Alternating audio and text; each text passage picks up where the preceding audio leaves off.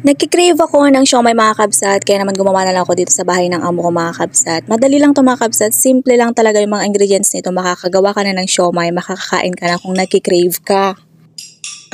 Gamit nga pala ang food processor mga kabsat, giniling ko lamang yung bawang sibuyas at yung manok.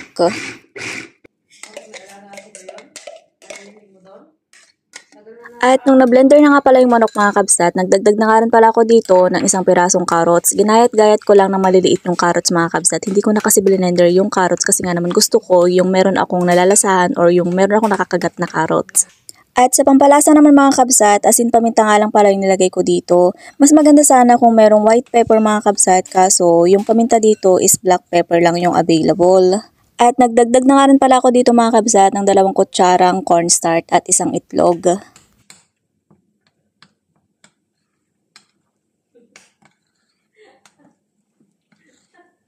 At medyo basa pa siya mga kabsat, kaya naman nagdagdag pa ako dito ng 1 kutsara pang cornstarch. At dahil nga naman wala kaming sesame oil mga kabsat, olive oil na nga lang pala nilagay ko dito mga kabsat. Kasi nga naman kami lang din naman yung kakain dito, hindi naman namin ibebenta. Chariz! At sa pambalot naman mga kabsat, wala kaming molo wrapper mga kabsat, kaya naman ang naisip ko talagang pambalot dito ay yung pang spring roll na lang.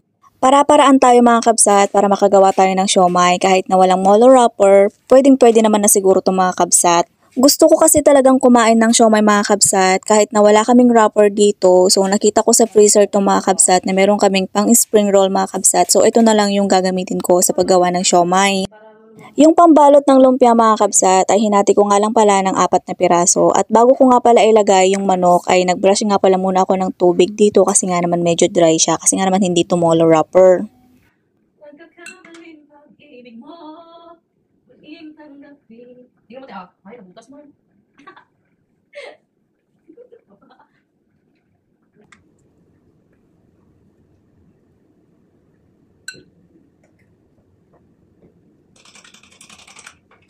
At nagtry nga akong mag-steam mga kabsat ng 2 piraso dito. O okay naman siya mga kabsat. Pwedeng-pwede na to. Mukhang siomai na. Chariz!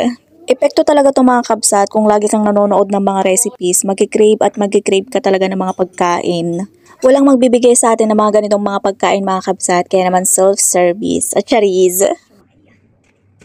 At ito nga pala yung mga nagawa ko mga kabsat. Mga 40 plus din yung nagawa ko mga kabsat. O, sahog na naman kami ng kasama ko dito mga kabsat. May pang merienda na kami, may pang ulam pa kami. At hindi makukumpleto ang siomai mga kabsat kung walang pritong bawang. Bale, sinabay ko na nga pala magprito ng bawang kanina habang nagluluto ako ng para sa sambusa para naman hindi masyadong maamoy.